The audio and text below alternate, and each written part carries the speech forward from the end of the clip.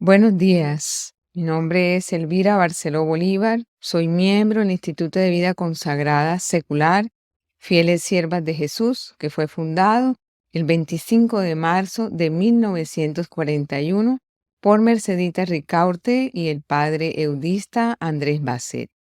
De Merceditas recibimos el carisma fundacional del servicio a la Iglesia y del padre Basset la espiritualidad eudista, que nos ha hecho partícipes de esta gran familia eudista que hoy se reúne para celebrar las primeras jornadas de estudios eudesianos, en el que agradezco mi participación por invitación de el padre Jean-Michel Amorós, superior general de la congregación.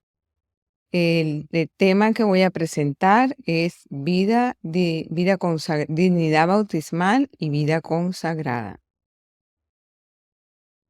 Y vamos a explicarlo desde el magisterio de la Iglesia, pero sobre todo desde la experiencia que he tenido en el instituto luego de 25 años de vida consagrada, que precisamente celebro con alegría en este año, y desde la espiritualidad del bautismo que hemos compartido.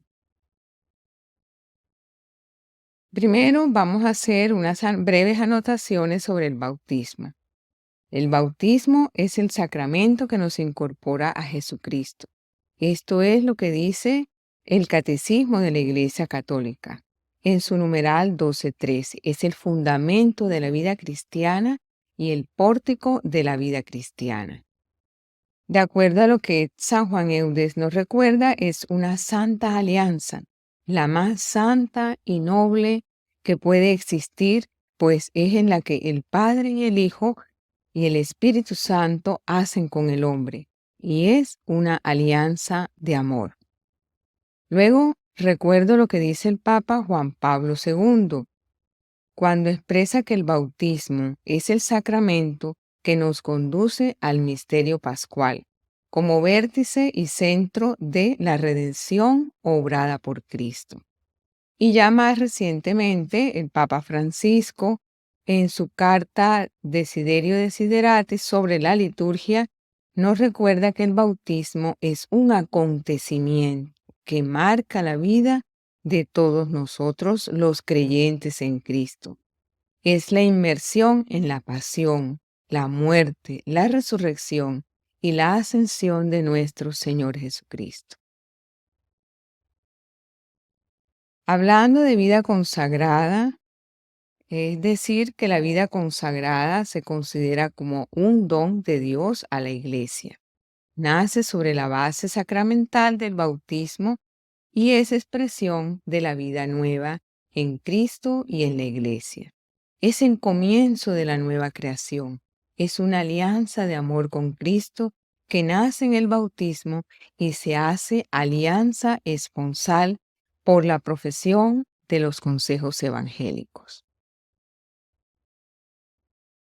Así podemos concluir inicialmente que bautismo y vida consagrada están unidos firmemente, que la gracia bautismal es la que da origen a la profesión, a la respuesta del bautizado con la profesión de los consejos evangélicos. La acción del Espíritu Santo que actúa en la gracia bautismal suscita en el llamado una respuesta filial a Dios. Revela la fuerza de la atracción del amor de Cristo, que es verbo encarnado, que penetra toda la existencia. Es signo del poder transformador de ese mismo Espíritu Santo, que derrama su acción redentora e impulsa hacia la más alta cima de la respuesta humana de fe y obediencia en el amor filial. Vamos ahora a desarrollar el tema la vida consagrada, expresión de la consagración bautismal desde la doctrina del magisterio de la Iglesia Católica. Iniciamos con el documento Perfecta Caritatis, que hizo parte de los documentos del Concilio Vaticano II. En este específicamente se expresa, y me voy a permitir leerlo. Ante todo, han de tener en cuenta los miembros de cada instituto que por la profesión de los consejos evangélicos han respondido al llamamiento divino, para que no estén muertos al pecado, sino que, renunciando al mundo, vivan únicamente para Dios. En efecto, han dedicado su vida entera al divino servicio, lo que constituye una realidad, una especial consagración que radica íntimamente en el bautismo y la realiza más plenamente.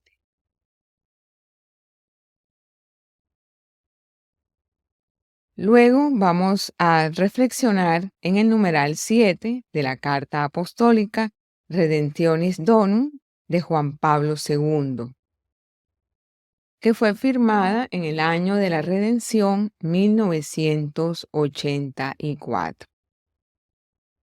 De este numeral podemos decir que lo leemos en tres partes. La primera nos dice que la misión del pueblo de Dios, la misión de todo el pueblo de Dios, tiene como fundamento la misión profética de Cristo, sacerdote, profeta y rey, de la que todos participan de diversos modos. La forma de la participación de las personas consagradas se da por su arraigo en el amor de Cristo. Por la profundidad y la fuerza de ese arraigo se inicia un nuevo vínculo del hombre con Dios uno y trino, sobre el que ya existe con la gracia del bautismo. Es un nuevo vínculo que se expresa por la profesión de los consejos evangélicos. Entonces, el vínculo con los consejos evangélicos tiene su origen en el vínculo contenido en el sacramento del bautismo.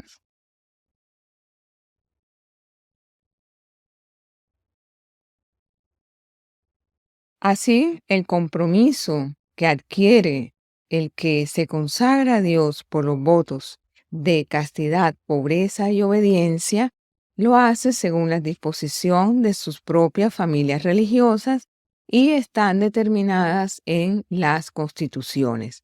Representa la expresión de una total consagración a Dios y al mismo tiempo el medio que lleva a su realización.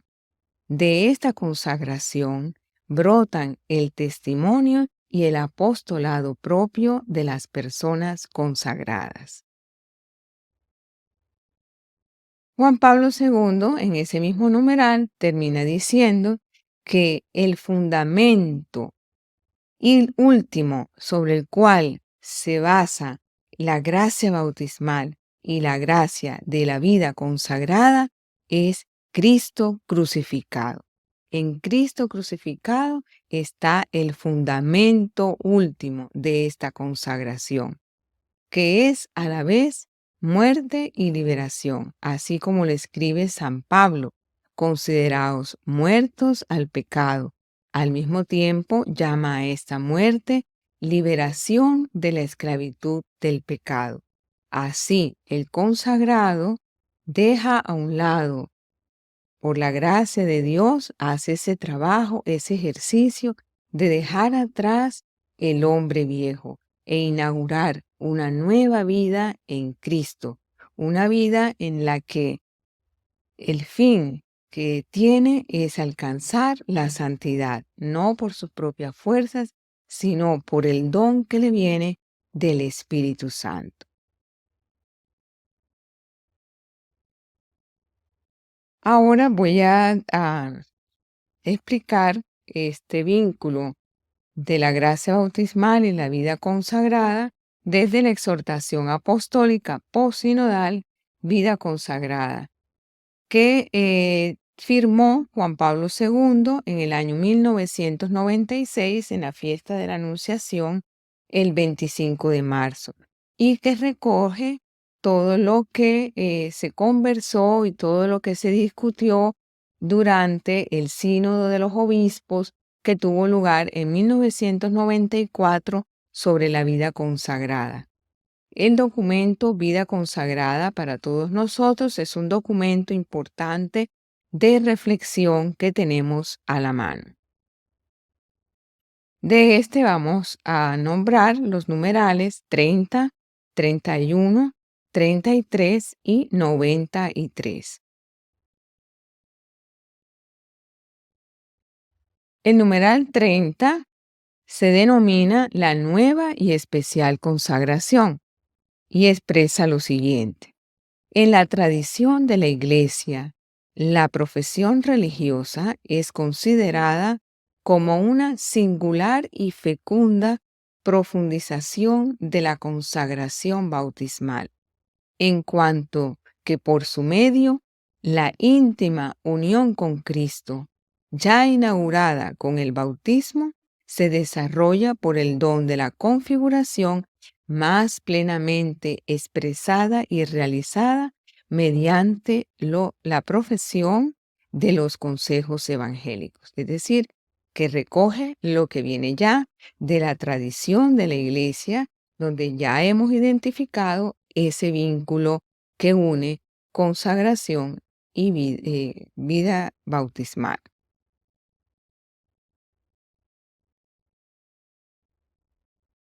Sigue diciendo el numeral 30 que aun cuando todos estamos llamados a vivir en la santidad por el don del Espíritu Santo que hemos recibido y por tanto podemos vivir la castidad según el estado de vida, la pobreza como desprendimiento, la obediencia a Dios y a la Iglesia, hay un llamado peculiar que se hace al consagrado, a la persona consagrada, es decir, a aquella persona que siente, experimenta un llamado del Señor, que por un amor especial y por una caridad del Señor, no por merecimiento, sino precisamente por pura caridad, se experimenta ese deseo de configurarse mayormente con Cristo a través de la profesión de los consejos evangélicos, pero expresados. La castidad vivida en el celibato o en la virginidad. La pobreza vivida como el total desprendimiento de los bienes temporales y la obediencia a la mediación de las personas que están en los institutos para darnos la guía de lo que quiere la Iglesia y de lo que quiere el Señor en nuestras vidas. Por tanto, esta profesión, esta respuesta, supone un don particular, como ya lo habíamos dicho, un don particular del Espíritu Santo. Y la respuesta a ese don específico del Espíritu Santo viene también de aquellos dones que se reciben para poder ser consecuentes a lo que nos pide el Señor. En el numeral 31 se denomina las relaciones entre los diversos estados de vida del cristiano y hace mención en que todos los fieles, todos somos absolutamente iguales, todos en virtud de la regeneración en Cristo por el bautismo, participamos de una dignidad que nos es común. Todos somos llamados a la santidad. Todos cooperamos en la misión única del cuerpo de Cristo, cada uno según su vocación y el don recibido. Esta igual dignidad de todos los miembros de la Iglesia es obra del Espíritu Santo y a su vez los diversos llamados para seguir al Señor son también obra del Espíritu Santo. Todos los carismas están al servicio unos de otros para el crecimiento del cuerpo de Cristo en la historia y para su misión en el mundo. Todos en la iglesia son consagrados en el bautismo, luego en la confirmación. El ministro ordenado y la vida consagrada, por su parte, suponen una vocación distinta y una forma específica de consagración en razón de una misión peculiar.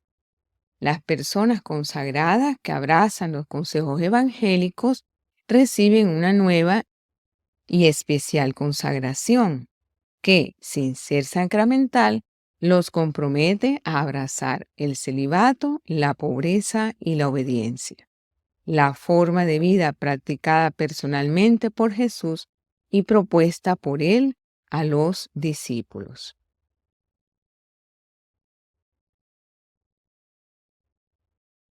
Nos vamos ahora, siguiendo esta misma exhortación, al numeral 33.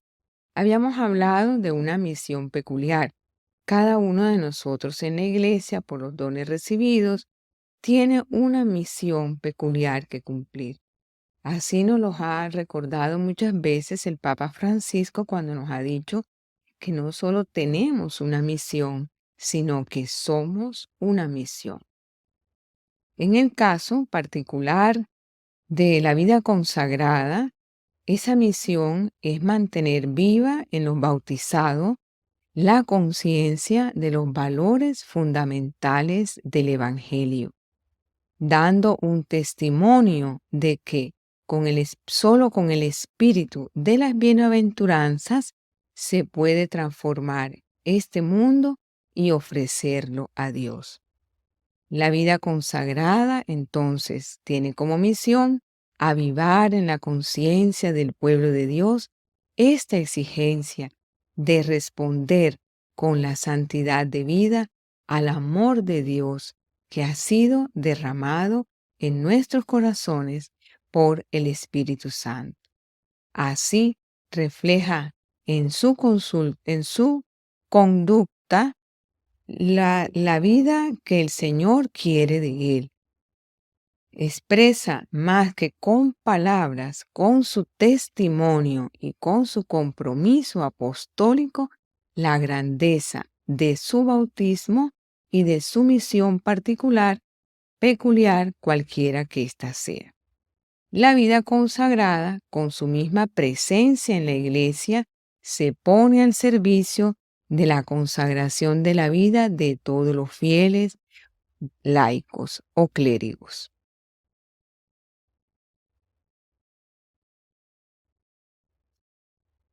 Para concluir esta parte de vida consagrada, nos remitimos al numeral 93, un decidido compromiso de vida espiritual. Aquí en este numeral se nos recuerda que todos, absolutamente, como cualquier bautizado, todo bautizado necesita ese compromiso de vida espiritual para poder dar frutos en el Señor.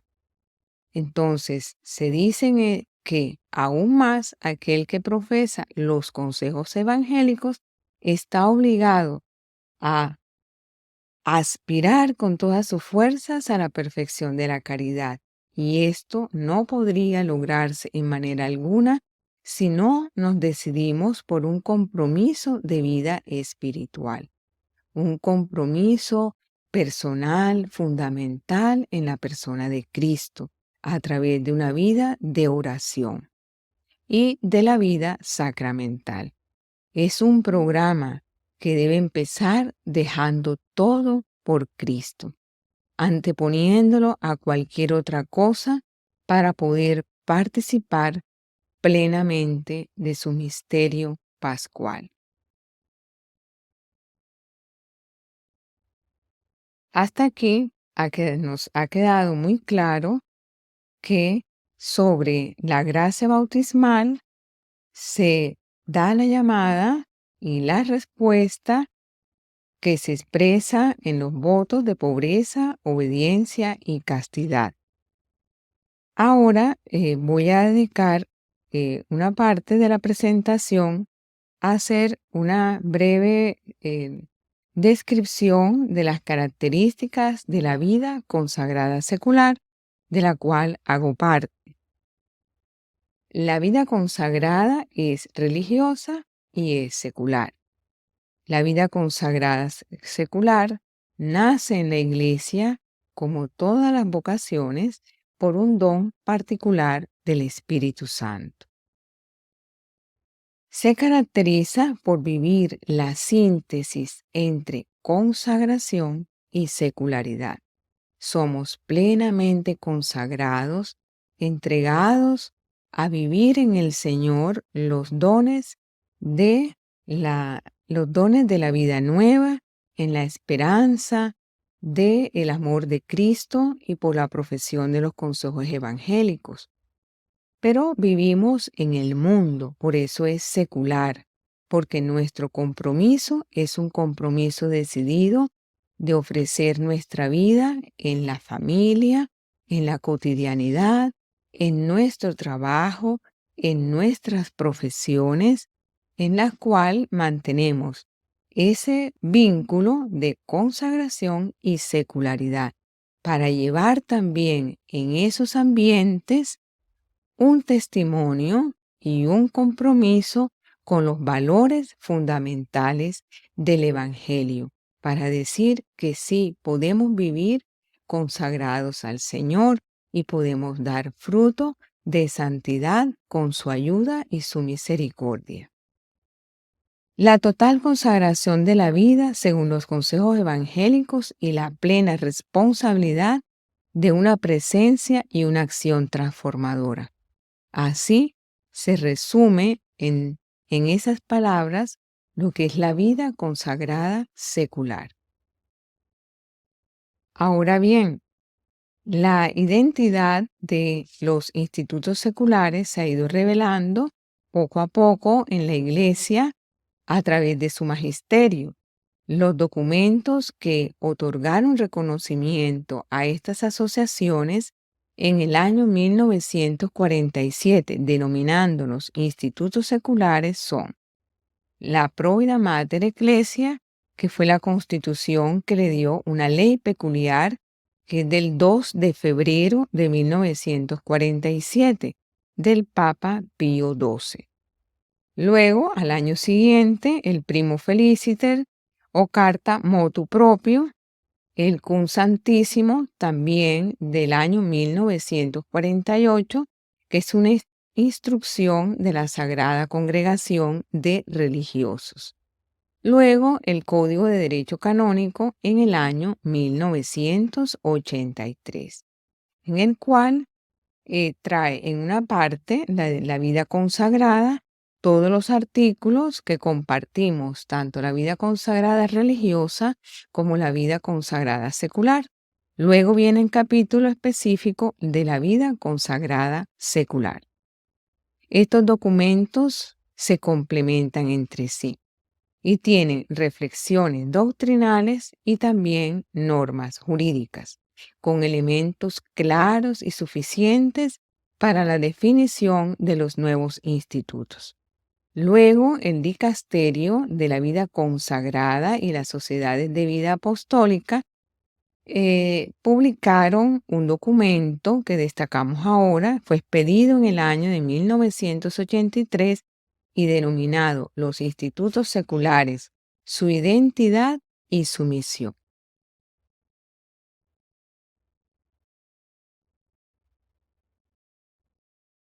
En la exhortación posinodal Vida Consagrada, que ya hemos nombrado a lo largo de esta charla, en su numeral 10, dice específicamente que los institutos seculares están conformados por los miembros que quieren vivir la consagración a Dios en el mundo, mediante la profesión de los consejos evangélicos, en el contexto de las estructuras temporales, para ser así levadura de sabiduría y testigos de gracia de la vida en la vida cultural, económica, política de las naciones, mediante la síntesis propia de ellos de secularidad y consagración.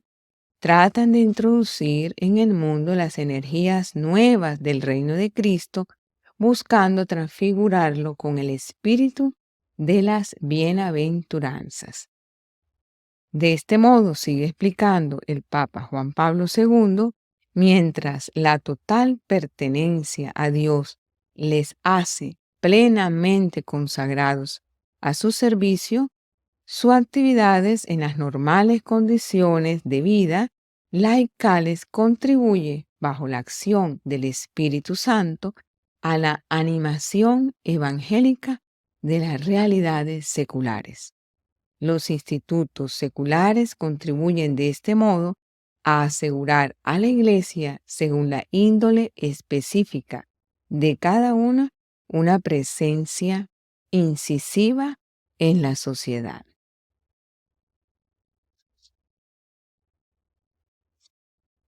El 2 de febrero de 2022, el Papa Francisco se refirió a la vida consagrada y nos recordó que es un gran desafío vivir la relación entre secularidad y consagración, que son los dos aspectos a mantener juntos. Como consagrados seculares, ese es nuestro compromiso. No nos podemos asimilar a los religiosos. Tenemos unas características específicas. Compartimos la consagración por la profesión de los consejos evangélicos, pero vivimos en las realidades del mundo.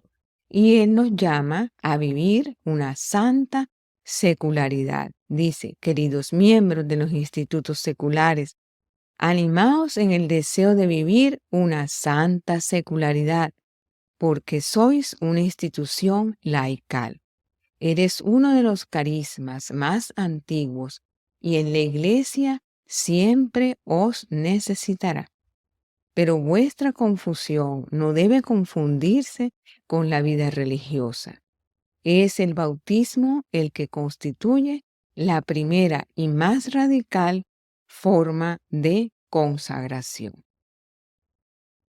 Más recientemente, en el año 2022, pero en el mes de agosto, cuando nos reunimos en Roma, los responsables generales de los institutos de vida consagrada secular, en un congreso organizado por la CHEMIS, Conferencia Mundial de Institutos Seculares, el Papa Francisco se dirigió a nosotros en una audiencia privada y nos llamó a recordar nuestra presencia en la sociedad, que debe ser una presencia incisiva, que debe ser una presencia de profecía, que no podemos perder esas particularidades de nuestra vida consagrada secular, que debemos profundizarla primero desde la oración y luego desde la acción.